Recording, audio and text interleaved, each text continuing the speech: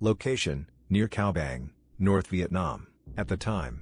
Date, August 12 to 13, 1968. A group of Soviet engineers were working in this region hoping to build a hydroelectric power plant, when they heard a rumbling of engines overhead. They all ran out of their tents and were surprised to see a black, diamond-shaped object hovering in the sky, emitting a greenish-blue light. Moments later, the diamond-shaped object was struck by a fiery object that seemed to come from out of the earth. There was a bright flash, followed by a powerful shock wave that knocked the Russians down, tore their tents apart, and swept away their equipment. Somehow, no one was seriously hurt, but the explosion deeply troubled everyone. For several hours, all the radio and communication equipment was down, and they had to wait until morning to report the incident to their superiors. They promised to prepare a full report on the incident. 2 days later, the scientists found a black sphere-shaped object, about 3 meters in diameter, a short distance from camp. The surface of the sphere was completely black, and reflected no light. Even stranger, the sphere did not cast a shadow. The rays of the sun seemed to go around and right through the object, falling on the high grass all around it. The scientists also noticed that the sphere was cool and slippery, as if doused with soapy water. One of the men attempted to scratch the surface of the sphere with a sharp knife to no avail. They notified their superiors about their strange finding, and soon afterwards, the group received instructions to set up a protective perimeter around the object and to guard it until a special group arrived. They were strictly warned not to get within 20 meters of the sphere, so the entire group, 5 men total, camped exactly 20 meters away from the sphere.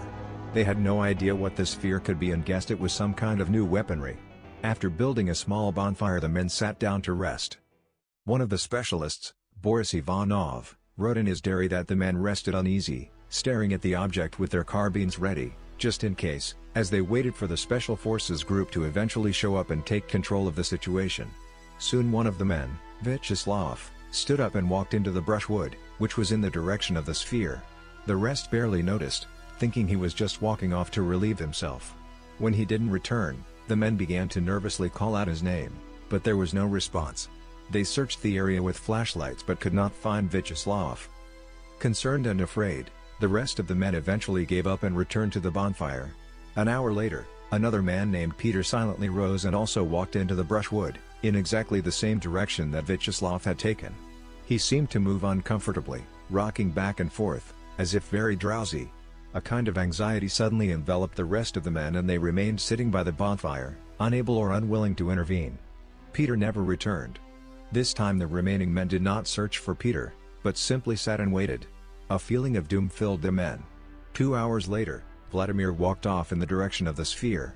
It was obvious that he had no control. It was as if something were forcing him away from the bonfire. He also never came back. Now only 2 men remained, Boris and Sergei. Both were frozen with fear, refusing to move in the slightest from their positions. Suddenly, Sergei's face became distorted. He stood up like a marionette and meandered away into the dark, in the direction of the strange sphere. Moments later, Boris began to feel his body losing its terrified stiffness and beginning to move. Terrified, he grabbed his carbine and shot himself on the leg so that he wouldn't walk away to an uncertain fate. As a result of the pain, he passed out. This action possibly saved Boris. He woke up in the morning when the specialists arrived. They found him half-conscious by the now extinguished fire. He had lost a lot of blood but was still alive. However, the sphere had disappeared along with his comrades. He was soon thereafter evacuated from the area. But the event left him convinced that the sphere had been responsible for the disappearance of his friends.